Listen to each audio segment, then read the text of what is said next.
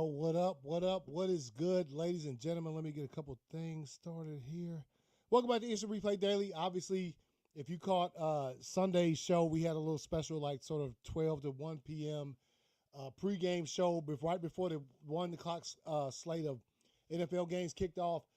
We sure did a show, and I mentioned, like, we usually go live Monday night. Wasn't happening. The Packers were playing the Eagles. I'll get to that shit shortly.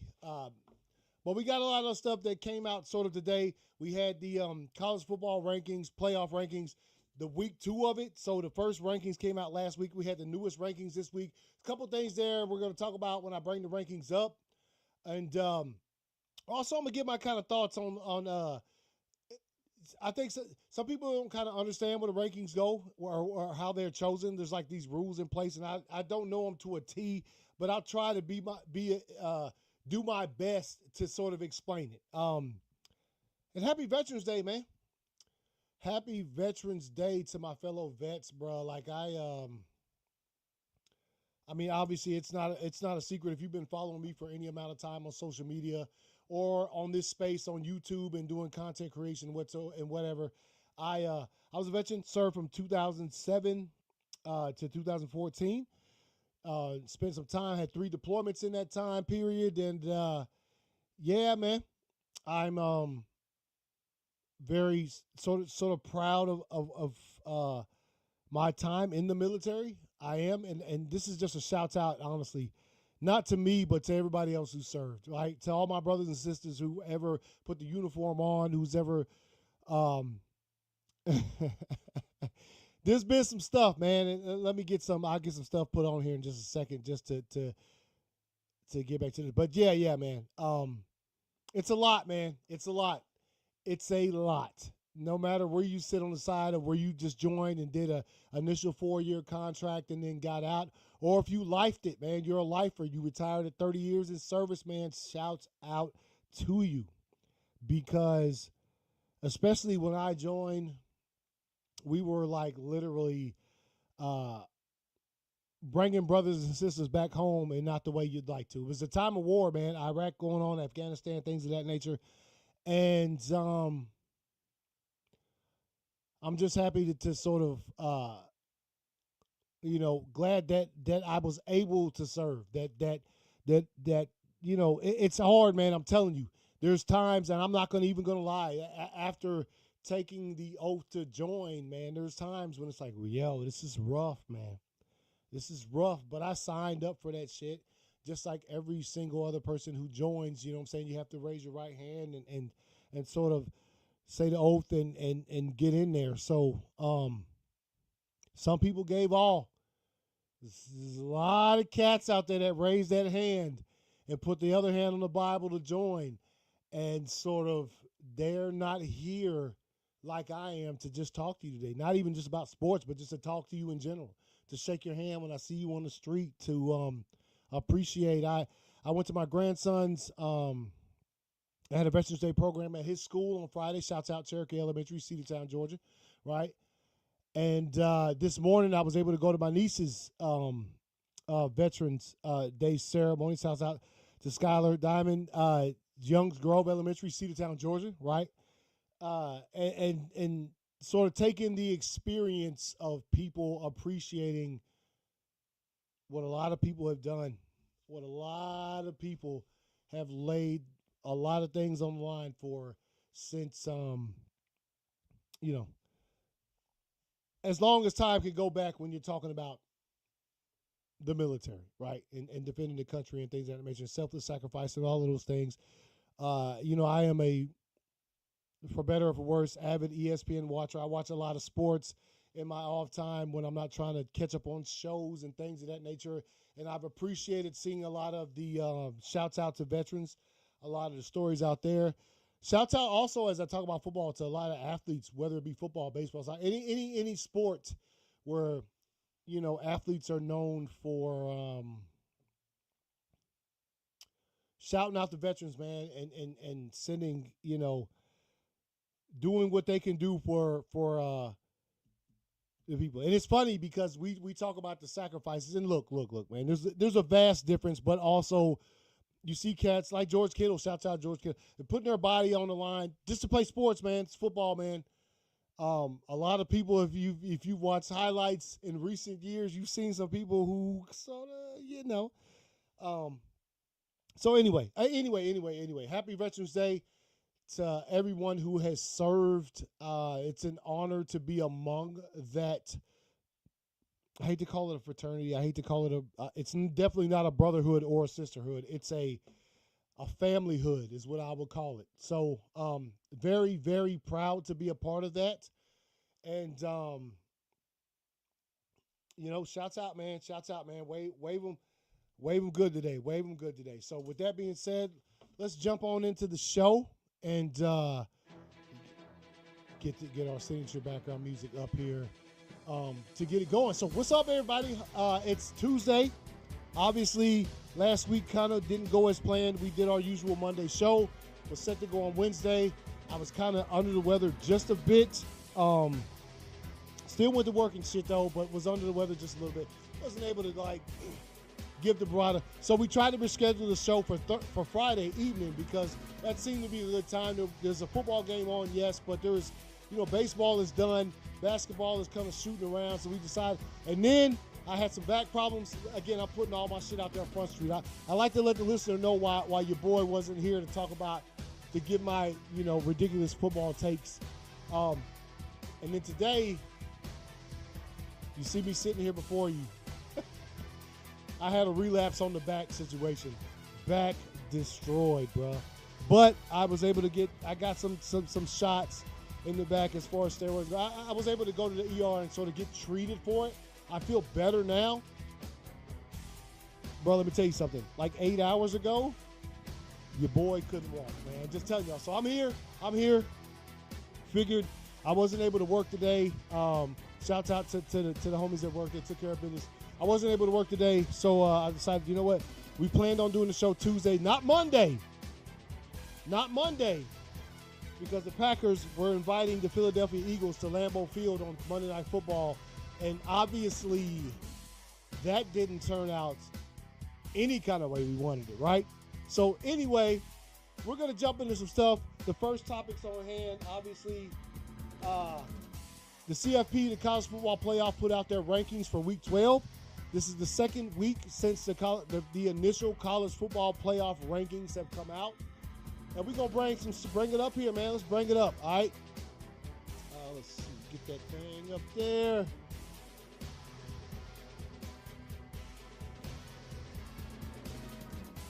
And here we go. So if you could see it, and hopefully you guys could see it pretty good. At number one, let's start at 25. Cincinnati 25, South Florida 24, which is significant because of what they call it, man. At-large bids for not the Power 5 conferences. You know what I'm saying? South Florida, they make the ranking at number 24 because, again, a lot of these rankings, and in a minute, I'm going to pull up what the ESPN's sort of projected. And they're going to do this every week. As the new rankings come out, 1 through 25, they're going to say if the season ended today, according to what the CFP has put out there, the College Football Playoff Committee, as far as how teams will be chosen, these are the teams that would make it. And it's very confusing, I'm telling you, man, for if you're just the casual bystander, you'll be like, well, that team, they lost less games than that team. What they doing up there? It's no longer done like it used to be. It's very understandable. I'll try to get into that or my thoughts on that in just a few minutes. But again, South Florida, Tennessee at 23, Pittsburgh 22, Iowa 21, Louisville 20, Virginia 19, Michigan 18, USC 17, Georgia Tech 16, Miami 15, 14 is Vanderbilt, Utah at 13, BYU dropped some spots after losing against Texas Tech. Oklahoma, Texas slid back in with a good dub. Notre Dame at number 9. Oregon, even though they won, fell a couple spots. They probably a little bit salty about it, but you know what? Hey. Oh, no, they fell one spot. I think. Ole Miss is the one that fell a couple spots. I ain't going to say a couple spots. They just got pushed back by Texas Tech. They won. Their only loss of the season is against number 5, Georgia, which is by all conversations a good win, right? It's a good win. You know what I'm saying? You lost against the number 5 team in the country. So Texas Tech slides into their spot at number 6.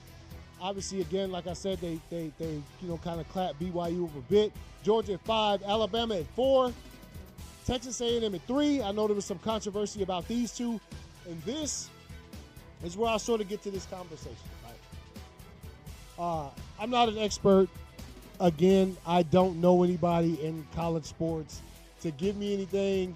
I've just watched football a long time, and as new things have been adapted, as we went from the BCS to the college football playoff, and then it went from 4 teams to 12, it's obvious, you see things. And again, credit to the committee, because I can't remember the cat's name who heads the committee, but after every week's show where they reveal the rankings, he comes out and explains the committee.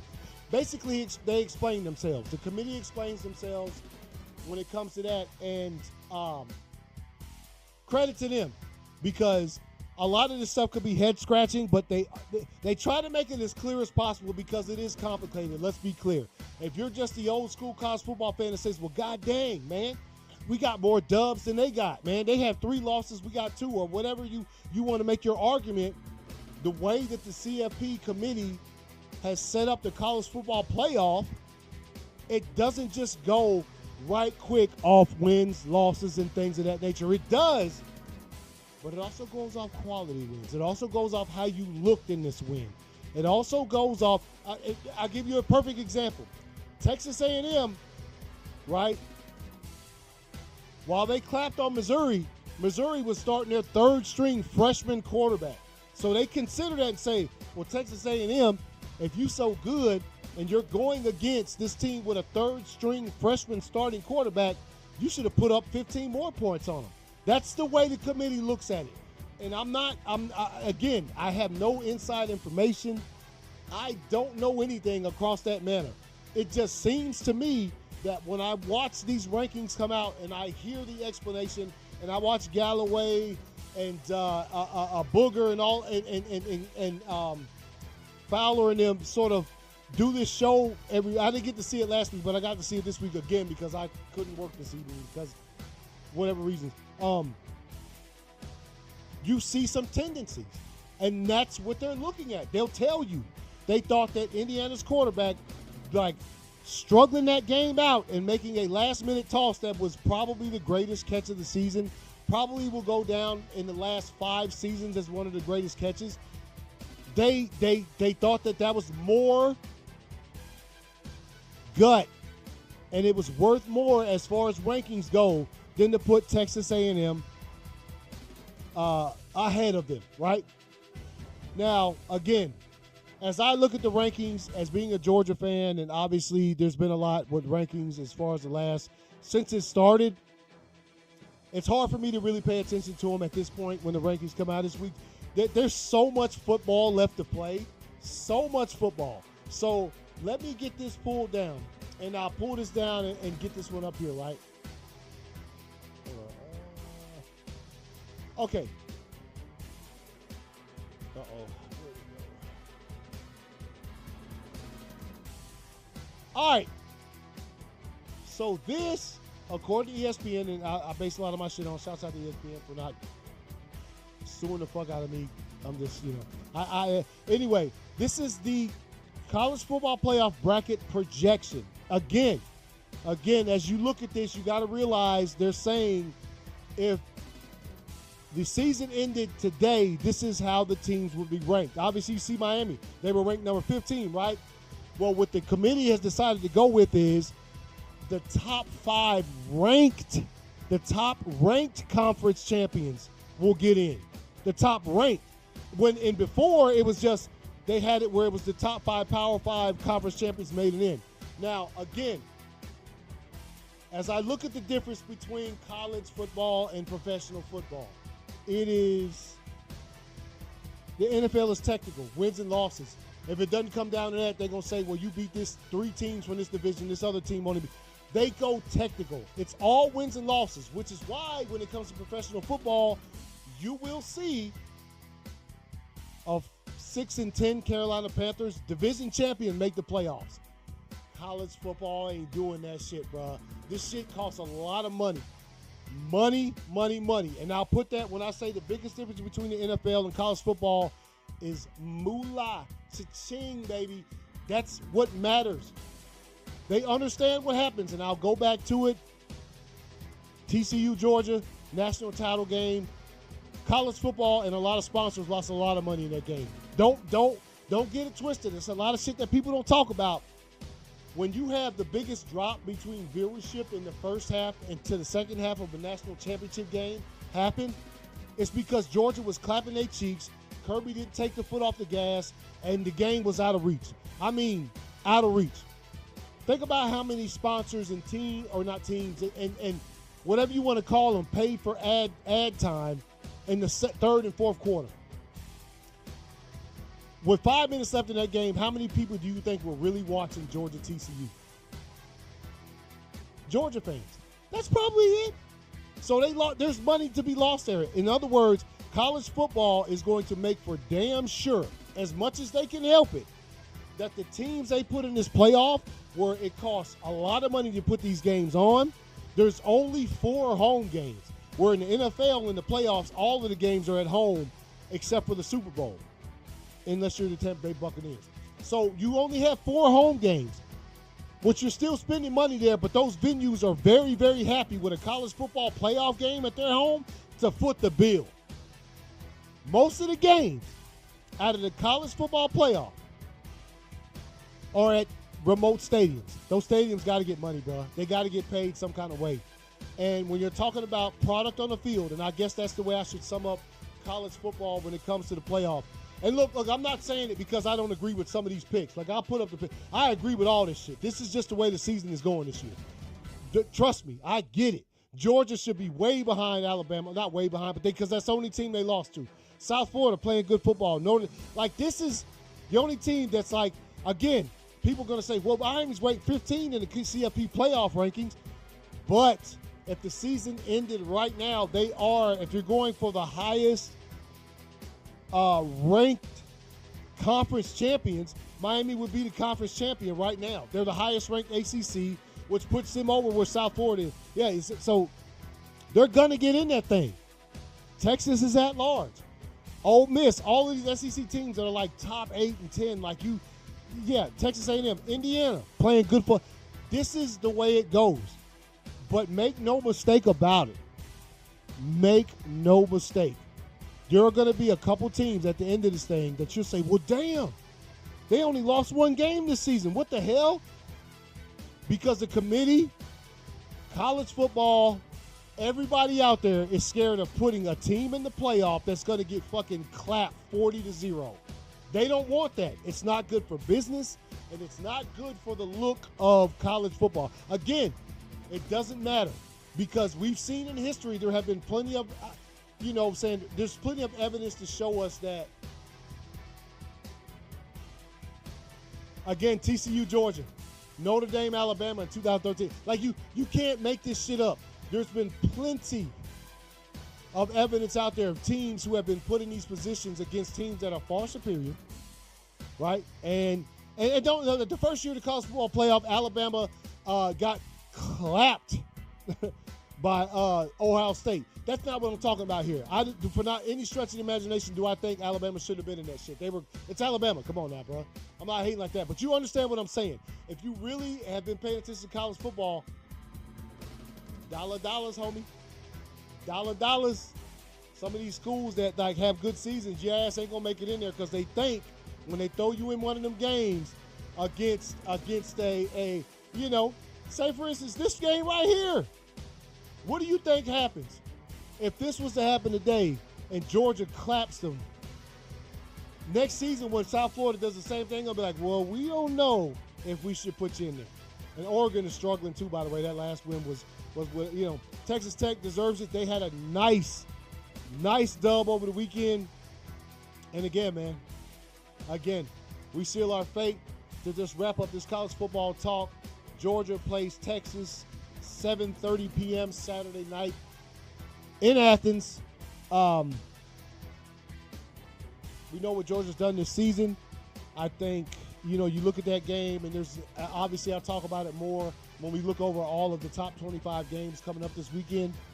It's going to be a battle, man. Hopefully Georgia can start as fast as they did against Mississippi State last week.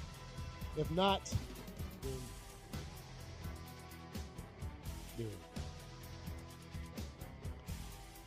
all right, let's jump into some, let's see. Let's get into some NFL, man. We'll take a look at the scores thus far from the weekend. Obviously, Sunday's show we wrapped it up right before 1, so it was sort of a chance where we didn't get to. Couple of notes, though, I'll go over when it comes to the NFL, pro football. First of all, Travis Hunter, man. Travis Hunter, Jacksonville Jaguars traded some picks away to be able to draft him at number 2 overall because he is that type of athlete, that type of difference maker. Obviously, it took him a little bit before he started making some real strides this season. Got hurt, missed last week. They put him on the IR, and now officially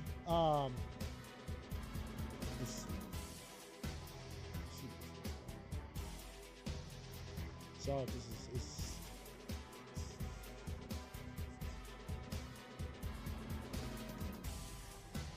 all right, Travis Hunter, wide receiver cornerback, undergoes season-ending knee surgery.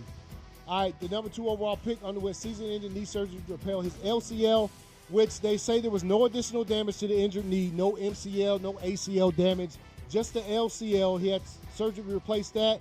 And honestly, an injury like that, athlete like that, still young, I still think he'll be fine. Sucks for the Jaguars. They just traded for Myers from the Raiders.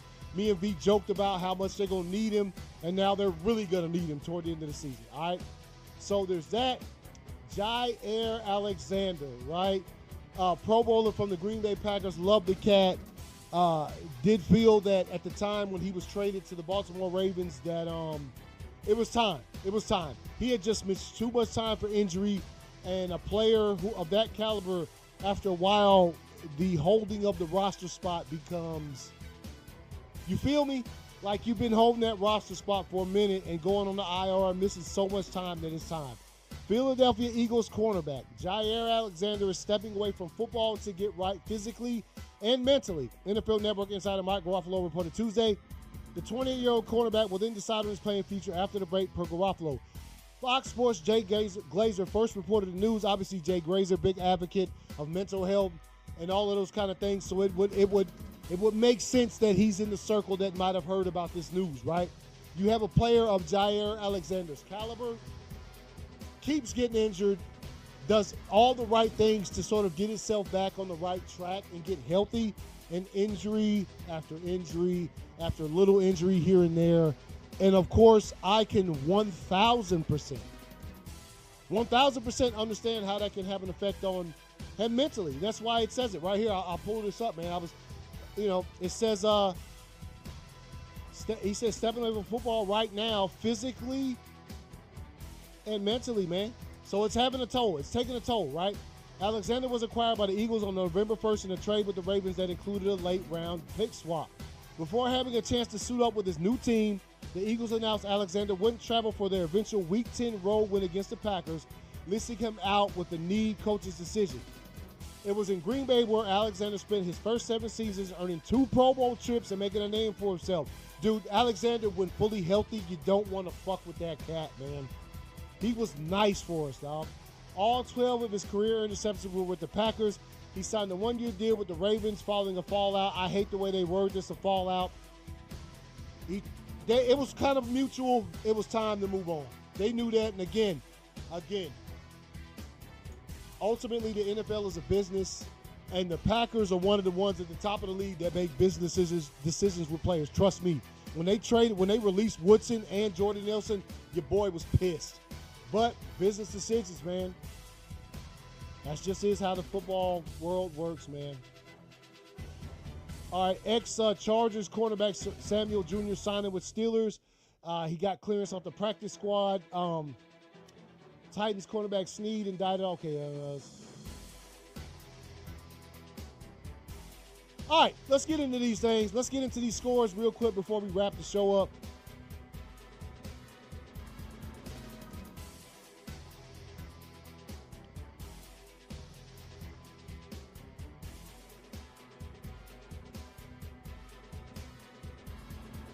All right, take a look here. This is our picks for Week 10. We both went 6-8. B obviously couldn't make the show tonight. He would be here. He had some previous things going on. We both were 6-8. Made some bad picks. Obviously, this season has been very hard to pick with games. Obviously, we're gonna be some homers. Pick the Packers. He did as well because it was at Lambeau. Lions was my helmet pick. Probably would have picked him anyway. Obviously, he got hit with the Cardinals helmet pick. So we both came up 6-8, which puts us right here, man. 6-8. And for the season, 87-62 for your boy, 76-73. Obviously, I got, what is that? An 11-game lead on him when it comes to picks. So, yeah, there you have it. That's our picks going in. Let's bring it up, man. Let's just go ahead and get it out there, man. No, I don't want to see Eagles-Packers highlights. Thank you very much.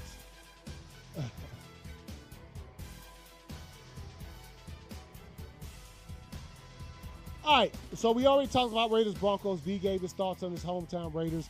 Falcons-Colts, we were sort of live while that game was going on. Falcons took the thing to pretty much overtime, and then obviously, you know, damn it, his name just left my damn mind. I'm tripping right now. Running back for the Colts, who's nice. Damn it, what the hell is his name? I feel like trash right now. Anyway, Falcons got it close. Drake London is a monster. Just in case anybody's unfamiliar with his game. Colts played so-so pretty much all game. But again, the Falcons, they have times this season, and then they have times this season, y'all. So I think them being able to hold them and take the game to overtime pretty nice, but quite honestly, they took the Colts to overtime. So, yeah, man. Damn it. I can't let this go. Hold up. I can't let it go. I can't believe Jonathan Taylor. God damn it. Hey, excuse my language just now. Jonathan Taylor. I can't believe I could not bring up his name for shit. Jonathan Taylor is a force to be reckoned with. In my opinion, should be leading the MVP because he's the one that ended that game. Let's be clear. He ended that game against the Falcons in overtime when they needed him to do that the most. So, yeah, I'm going to go ahead and say that. Colts, Falcons, they take over. All right, Saints, Panthers. Saints, Panthers, you know, Saints got out there. Taylor Shook. First start, played well enough to beat the Panthers. And again, the Panthers just beat us last week. So what the hell is going on with the National Football League? I think one thing can be said, and I'll probably repeat this. There's not a great team out there. There's some good fucking teams. But great, if the Colts had beat the Pittsburgh Steelers last week, I'd be calling them great. But they hiccuped, and that's what happens. Giants, Bears, man. I think I probably could agree, and no disrespect to the Bears. I picked the Bears to win this game, honestly. If Jackson Dart doesn't get hurt, I think the Giants win this game. They had a 10-point lead, bro.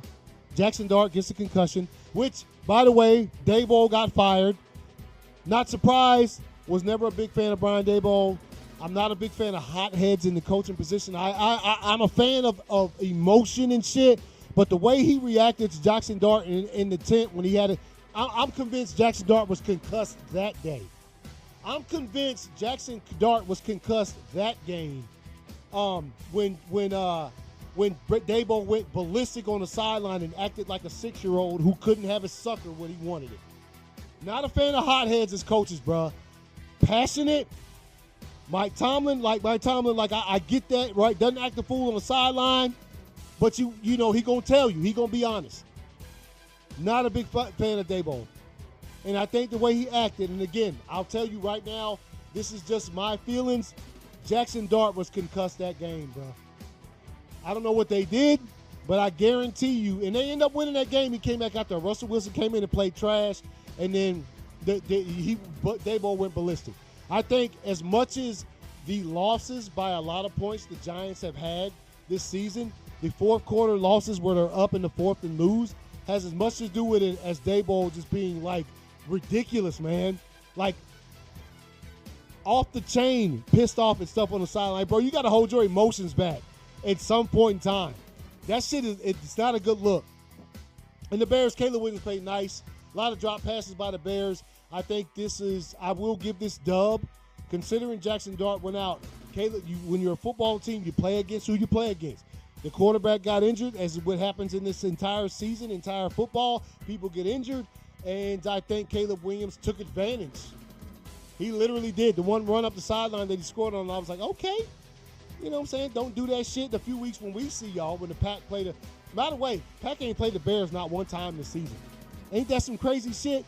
Our division rival of all division rivals, right? We've only played the Lions once, and we played them again on Thanksgiving, and we have not even played the Vikings yet this season. So a lot of division football, which we'll get to them in just a second. Jaguars, I don't know what to say. Davis Mills comes in this game, has that run that secures the dub for them. I don't know. They're going to miss Travis Hunter for sure. They have some other injuries out there, but they started the season. They beat the Chiefs, bro. The Jacksonville Jaguars beat the Chiefs. And then they've been sliding ever since, right? Sliding. So we'll see what happens for the rest of the season for them. The Texans, C.J. Stroud was out with a concussion. I think this is a bonus dub for them. Team played out of its mind, and their defense, good gracious. Texans' defense is nice. Even though the 29 points, their defense is nice. Bills-Dolphins, I will go here with this Bills-Dolphins game, right? I'll say this. I was once told during the first season of It's a Replay, and Sloan, hopefully we can get him back on the show soon. Sloan, Uncle Sloan, if y'all don't remember Sloan, he was here for early seasons of this show. He told me something. That Sloan tried out for some NFL teams, didn't quite make the cut, played college football in Oklahoma, seen a lot, experienced a lot. And the Packers had went across to play the Chargers. They played the Chargers, and they got clapped up. And Sloan, before the show even started, Sloan said, them boys need to stay out them damn strip clubs. And I said, say what now? And so those rumors that you hear, let me tell you something. This is where championship DNA really identifies itself. The New England Patriots have had to go to Miami for a game every single fucking season for I don't know how long. They've lost a couple. They've lost a few. But what I always heard after like looking at stuff is like you go to Miami for that game, you should have your stupid ass in the hotel room that entire Saturday night before that game. But, you know, NFL filled with a lot of young cats with pockets full of money. So, you know, they go out there and have themselves a ball. Now, I'm not necessarily sure that that's what happened this game. Again, people who get online and on the internet or whether they're on ESPN or whatever, when they're talking about sports, they're giving their opinions on things that happen. And again, a Bills team that travels to Miami once a season, every single season. If y'all was out there watching ass cheeks clap, instead of getting some well-deserved rest and focusing on that game the next day because we're Buffalo and this is the Miami Dolphins, you deserve to lose, bro.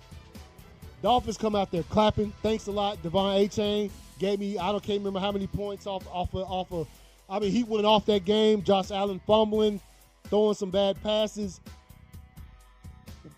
Again, trap. I'm not trying to say this was a trap game like the Packers when they played this. You are going to Miami. You know the atmosphere. You know the stuff that's out there calling you outside of that hotel room. Again, I'm not sitting here saying that that's what happened. But as a person who's talked to a lot of people, or just a few people who's actually played football in the league, like those kind of things are real. These teams travel to these cities, man, where they got that that allure outside of the damn hotel room, man. You know? Who knows, man? But every single time I see a team go down to Miami and then they play like crap, and if they have the early Sunday game, the 1 o'clock game, and you see them play like crap, I always go back to, yeah, that cat was throwing hundreds at some stripper's ass cheeks the night before. Yeah, bro. They concentrate on the game. Ravens, Vikings. Obviously, the Ravens continue to roll. They're still not at the top of their division yet because the Steelers have one more dub than them, thanks to the one against the Colts, which is probably the separator here. 27-19, Vikings, J.J. McCarthy didn't play as well as you had seen him. Had some nice passes there, but again, the Ravens are able to pull that one out. Browns, Jets. Jets have two phenomenal special teams returns early in this game. Browns just try to play catch-up. Patriots, Bucks, very good game. Look at the difference in points. 5 points. Baker Mayfield played good. The Patriots defense was outstanding, and they did enough. Drake May against the blitz is just phenomenal to see. Had a couple of long splash plays, big-time plays to get them this dub. I think that was the difference because the Bucks defense was not no slouch, bro. The Bucks defense played them cats. Again, look at the difference. And look at the difference, man. The Bucks have played one less game than the Patriots have because they had their bye. But the record, man, if their records were tied, you'd be looking at 7-3. Oh, wait. Oh, no. Yeah, that's right. Yeah. The Patriots. Oh, wait. Yeah, that's right. The Bucks. You'd probably be looking at, if they had played another game, maybe the Bucks get another dub, and you're looking at 7-3 to 8-2. Who knows? But again, very close game. The Patriots are not a joke. I look for them, honestly, to win the AFC West or AFC East. I see no reason why they shouldn't. They got Buffalo at home, so that means the next time they play Buffalo. And again, look at this game. Look at the result of this game. The next time they play Buffalo, it's going to be in New England. And now the weather ain't going to be a factor because both of them playing some bullshit. So, all right, Cardinals, Seahawks. Obviously, the big news here is going to be the two opening offensive possessions by Seattle were knocked fumbles by Jacoby Brissett and then picked up and by the Seahawks, and they scored. So right off rip, I think it was still first quarter. They were up 28-0. So we already knew what was going to happen there. Rams, 49ers. I think the 49ers' injuries on defense have finally started to catch up. I picked the Rams in this game only because I felt as though they had to be desperate. They lost against the Rams, or they lost against the 49ers the first time they played this season. They needed this game considering how well the Seahawks are playing. So, yes, if you look at that 7-2, and guess who plays this Sunday, baby? That's probably going to be a coin flipper for your boy. I'm going to go ahead and tell you that right now. The Rams, Seahawks, probably going to be a coin flipper. Brock Purdy continues to play pretty well. Or not Brock Purdy, but Mac Jones. I still hate Mac Jones for the little flex he did the last time they played. Like, sit your little ass down, bruh. Anyway, she continues to play well. But, again, I think this result right here, as well as the 49ers have been playing, the defensive injuries, when you're playing a team like the Rams, there's no room for error. And then when you got a quarterback, shouts out to Georgia boy Matt Stafford playing that kind of football. Matt Stafford did a shimmy in the game, bruh. He threw a touchdown and shimmied out of bounds. The man is feeling it right now. Now, you know my motto, you know the show's mantra, the slogan. If the clock ain't at zero, shut the hell up. You play that well and you're as old as Matt Stafford is and been in this league that long, you get the shimmy, bro. Lions, Commanders. Lions, Dan Campbell took up play calling for the Lions, as you can see right here. Great plays, great offensive. The offenses look better than it has in the past couple of games, honestly, to say the least. And I don't think it's permanent. I think Dan Campbell is just sending a message to his offensive coordinator and his play callers like, hey, yo, we got to do better. Now, as much credit as I give them for that, they did play the Commanders, who are it's rough for the Commanders right now. They're having a rough go at it as a team, a lot of injuries, and they're just not looking like the same team from last season, especially the second half. Lions continue to roll, though. Again, that Thanksgiving Day game is going to be crazy. We'll see what they look like for next week. Steelers, Chargers, Aaron Rodgers. I hate to say he looked his age, but he looked older. He had been playing pretty good football this entire season, almost phenomenal football for his age, considering the Steelers' defense hadn't been able to do it for him. But again, they had the great victory last week against the Colts. They had 6 takeaways, and they still only won by 7 points, which is kind of telling if you're just looking at it. Which every week is different. Again, there's no great team out here, man. The Chargers are 7-3, man. So Steelers still lead the NFC or AFC North. So we'll see what happens, man. They still have to play the Ravens twice. And let's get to it, bro. Obviously, give me just a second. Obviously,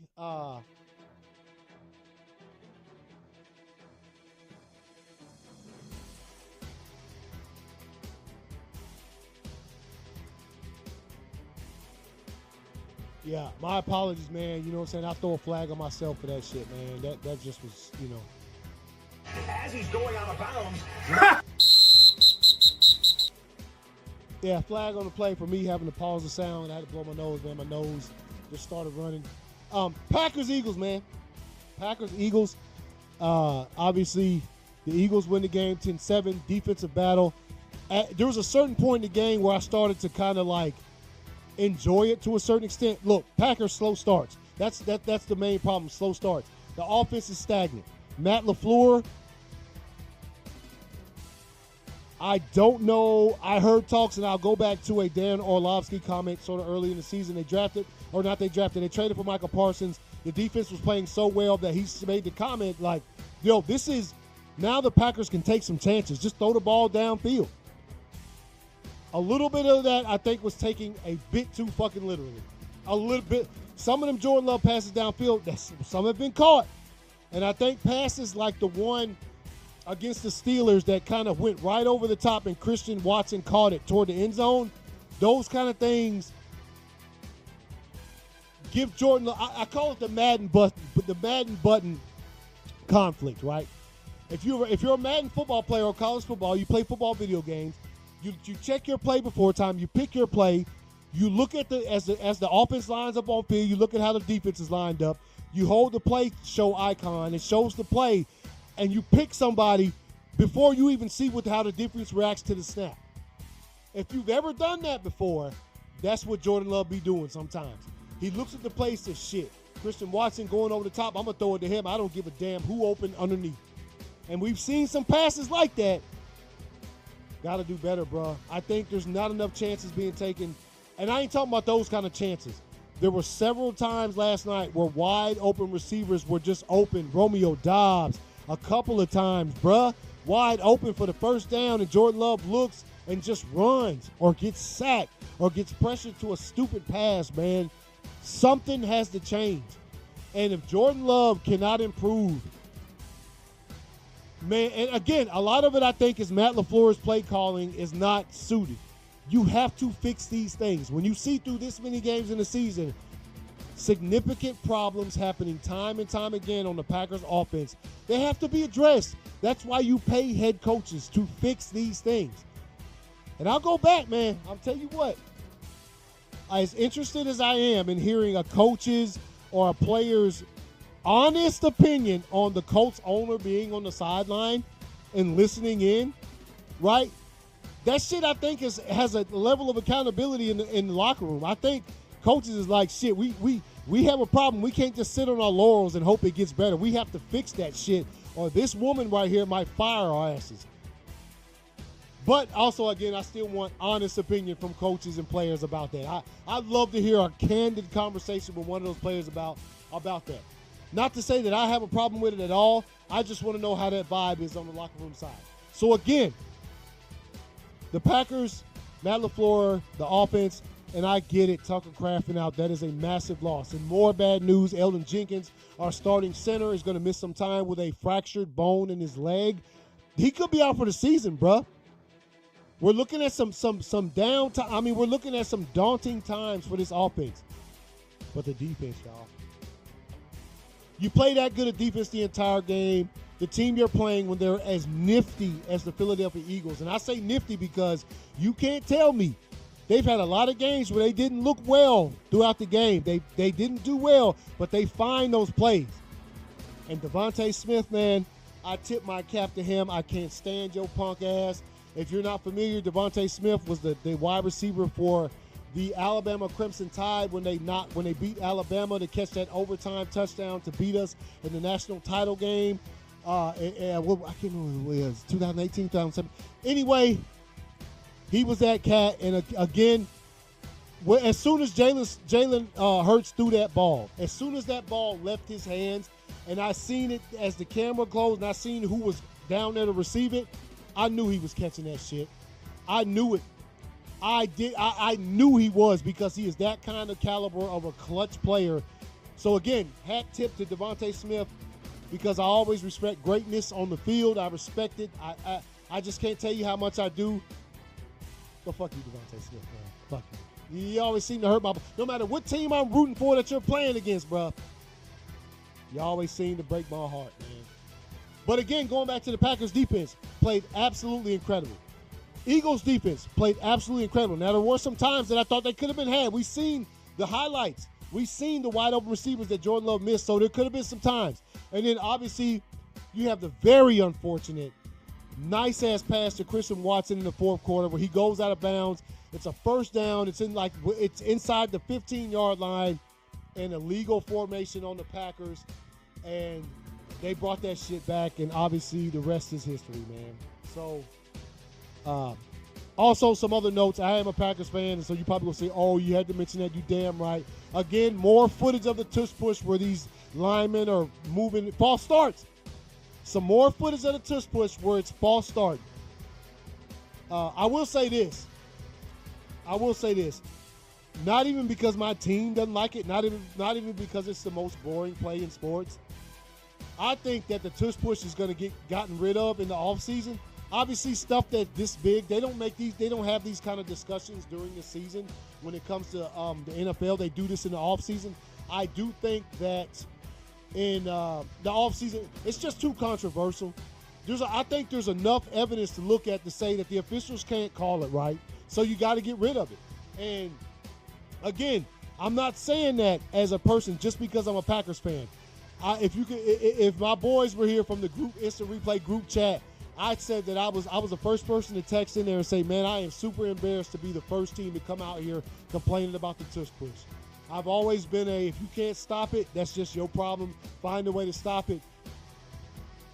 That would be the case, except for we've seen evidence that play is just, there's too many false starts. There's too much covering up of the football. There's just too much. There's too much to let them keep doing that shit. And so, I think those are the reasons it's going to go away. And I don't know, we'll talk about that in the season. We'll talk about that in the season. I don't know what's going to happen. Maybe we start seeing the play get called fairly as far as that goes. Matter of fact, I think that if Bill Belichick was still coaching, this is what he'd be doing. From upstairs, could you see it? That's exactly From upstairs, could you see it? Throwing the flag down like, hey, bro, we got to do something about that. But again, Packers lose. We fall to 5-3-1. I think officially, if the playoffs or if the season ended today, the Packers will be in the wild card spot, the 7th seed, which is what they've been in the playoffs the last 2 seasons. And the final seed in the playoffs is what they were the last time they won the Super Bowl. So I don't like it, not one bit. Considering the 6 of the last games we had, or 5 of them were against division rivals, those are going to be some tough games. Because every other team in the division, the Vikings, even though they lost, they're still playing good football. They came against the Ravens team that is really, really trying to get back on track, and seeing that, the future in their division lies on that. Teams on bye: Bengals, Titans, Chiefs, Cowboys. Bengals, quick note, Joe Burrow has gotten back in practice into the 21-day window when it comes to the injury stuff. So there's a possibility that once in 21 days we might see him back on the field. I mean, I think if the Bengals can win 3 out of the next 3 or 4 games, I think they might consider it. If they lose the next 2 or 3 games, I don't see the point in doing that, because Burrow could come back and re-injure that turf toe. I always had this thought in my mind of what turf toe meant until I seen an actual graphic of how it works. I was like, yo, that hurts. That's bad. It's literally bad. The foot comes down. Oh, let's see if I can get out here. The foot comes down, and as it does, the toe muscles and tendons tear. It's just bad. It's bad. So If it's worth bringing him back, I don't see a problem with it if you're trying to make a playoff push because, again, when you're talking about the AFC North, it's still out there for grabs. So, and Packers, we play the Giants this week. It's in New York. The Giants obviously just fired Brian Daboll, so there might be some stuff there. We don't know if Jackson Dart's going to play because of the concussion and all that stuff. But who knows, man? Who knows?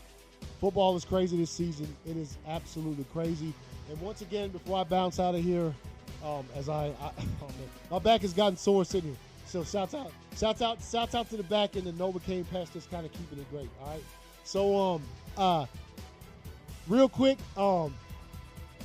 happy Veterans Day, man. Shouts out once again, honoring all of my fellow veterans who served and who have sort of taken the oath and put yourself before a lot of things. There's a lot of reasons why people join the military, man.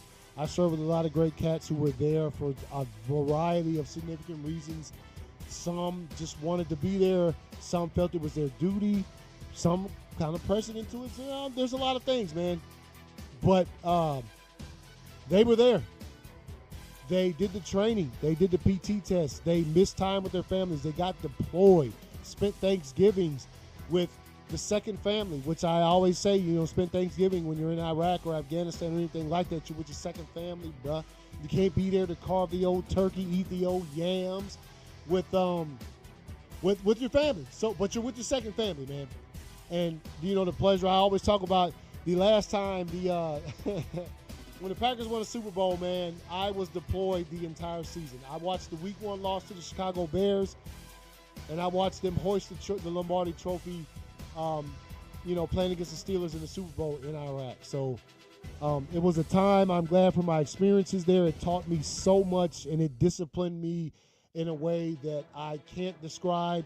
And I met some people there that have made a forever impact on my life, both leadership and friendship and brother and sisterhood wise.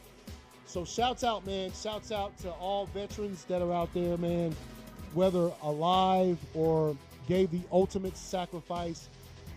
Much respect from your boy. We always at this show, man, to show respect, we always tip the hat, man, because to us, man, as when you're a sports show and as a sports fan, I think one of the ultimate things is just the tip. You tip somebody, you say, hey, might not like you too much. You know what I'm saying? You're talking about some of these teams might not like you too much. But boy, oh boy, when you do something great, I'm going to tip it. I'm going to tip my hat to you, man, because sports is about respect, man. And, by the way, there's no veterans that I don't like too much. That's just talking about sports, okay? Before you get ideas. But, shout out to all the veterans. It's a pleasure to be amongst you. It was an absolute pleasure to go to, shouts out again, Cherokee Elementary School, Cedartown, Youngs Grove Elementary Show in Cedartown, my hometown. I was able to go to a couple of Veterans Day ceremonies, one on Friday and one on today. And it was my pleasure to be there. It's my pleasure to see people from around my town who are veterans. And it's just a good thing, man. It's just a good thing. I appreciate the respect. I appreciate it all. And I appreciate everybody who tuned in today, man. I feel like I kind of rambled on about some stuff just a little bit. But, again, your boy hurt his back earlier, and I'm just trying to rest it off. And I thought what better way than talk about a little bit of sports and some football since we didn't go last night, obviously, because I was well engaged in this damn Eagles-Packers game. Which, again, shouts out, much respect to the Eagles. Y'all came in the Lambeau and handled your business. You got those two plays that's what championship teams do. Got them two plays. So, with that being said, I'll see y'all tomorrow night. V should be back. NR should be back tomorrow night. So, we will go again, do our game picks, power rankings, and all that stuff that we usually do on a Wednesday night. Until then, y'all, you guys take it easy. Peace out.